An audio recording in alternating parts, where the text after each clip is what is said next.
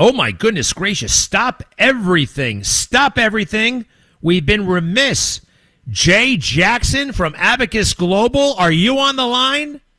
I am on the line. Oh, I am so sorry. Our wires got crossed. CEO of Abacus Global, these folks, you got to sit down with them and figure out a couple of things. How long you're going to live. You'll be surprised at how long that probably is. And how many options you have. Jay, welcome back. By the way, you look great in those TV commercials. You're in those TV commercials. You're fabulous. Yeah, well, thank you for saying that. The sad part is when people meet me face to face, that's what they say. You look so good on TV, which is kind of a letdown in live person, right? Yeah, I guess that is a bit of a ding in one way or the other. Yeah, you look much better on TV, not face to face. You know, I get the opposite, and they say you look much better in person. I'm like, well, it would actually be better for my career if I look better on TV.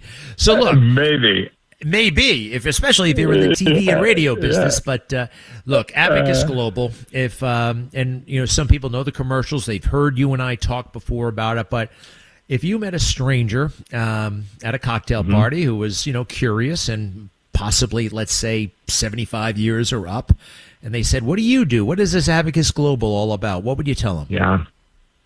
You know what we do in its simplest form is help people have better outcomes in their latter years or in the latter part of their life arc. And in most simply, that sometimes raises more questions than answers.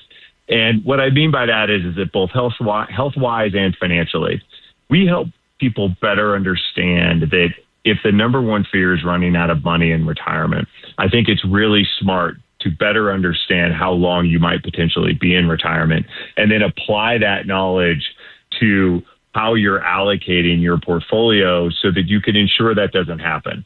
And one of the biggest mistakes we see from people who are 65 years old, they don't take a look at their own health data to say, gosh, I may be in retirement 25 years. I might be in retirement 10 years. We can help them get there. We get all of their updated medical files. We actuarially underwrite them. We provide that data back to them almost instantly now.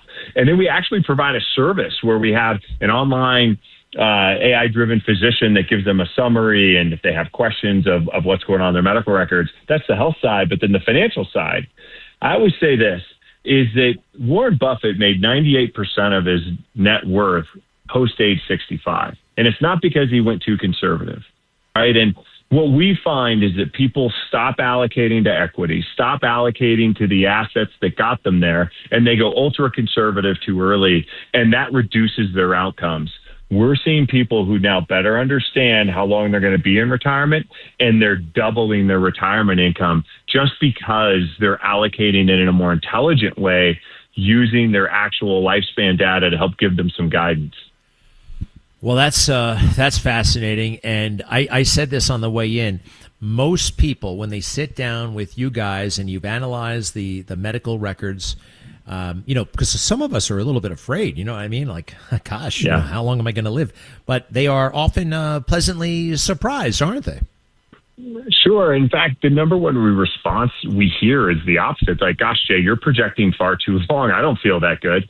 And, you know, I always come back with the same question. And it's, hey, if you could write a check today and I could guarantee you another year of healthy life, I mean, fully active, engaged, what would you pay for it? Because time is a commodity. It's got a real fungible, tradable value. It's just different for every person. And everyone has a different dollar amount. It depends on where they are in their arc. If you're looking at this and saying, gosh, I'm more towards the end of my life arc, then you're probably going to pay more for that year than somebody who's 40 years old. But the point is that everybody's got a dollar amount assigned to that. And we want people to better understand what that dollar amount actually is. And more importantly, how they can commoditize, how they can use that dollar amount to get better outcomes. And that's what's really cool about this. And we designed actually a calculator now that people can go in and learn this data on their own, and they can play around with it, increase my retirement income or increase the money that I leave to my heirs. You know, one of them's got to give kind of thing. But if they understand what their health is, it gives them much better direction.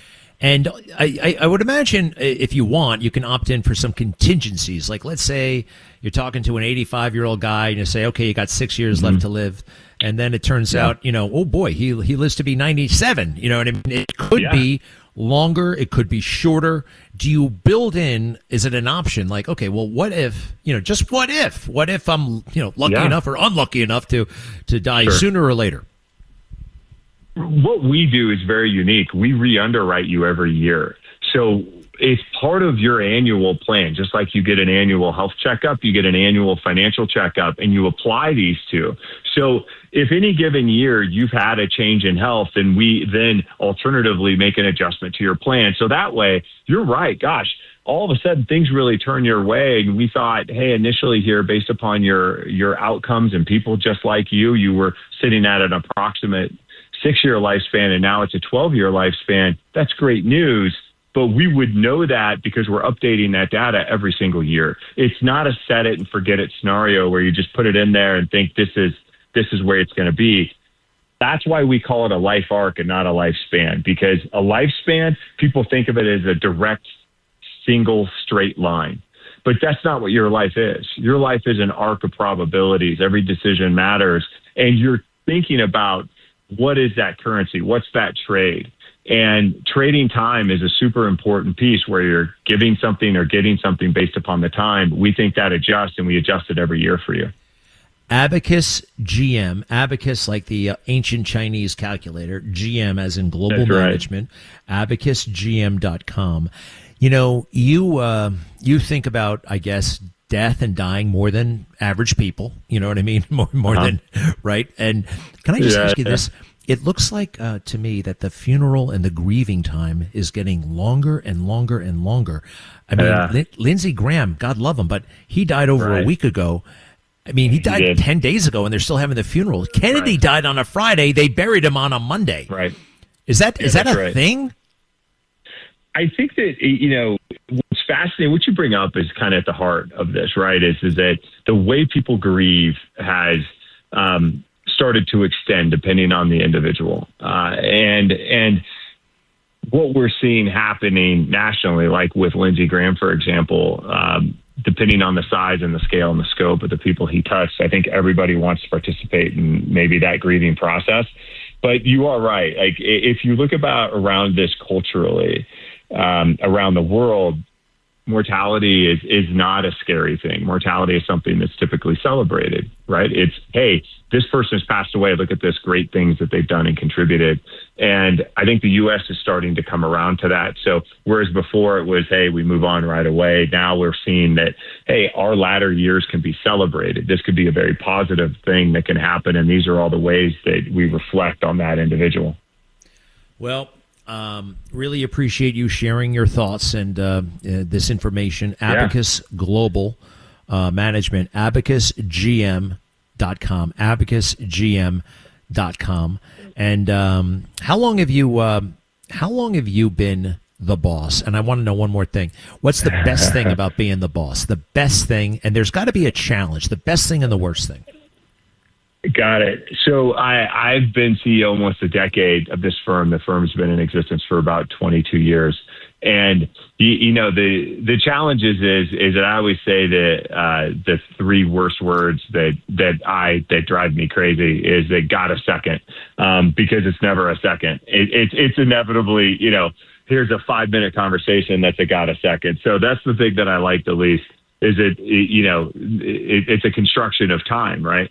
But ultimately, the best thing that I get and rewarded with every day is over 80% of our employees are shareholders. They're capitalists, right? And I get to see the growth of their families, the growth of their own financial security by being an employee of our business. Nothing gets better than that. Wow. Well, Jay Jackson, you got it all going on, and so does your firm. Abacus Global Management, abacusgm.com. We thank you, Jay. Awesome. Great. Thank you so much.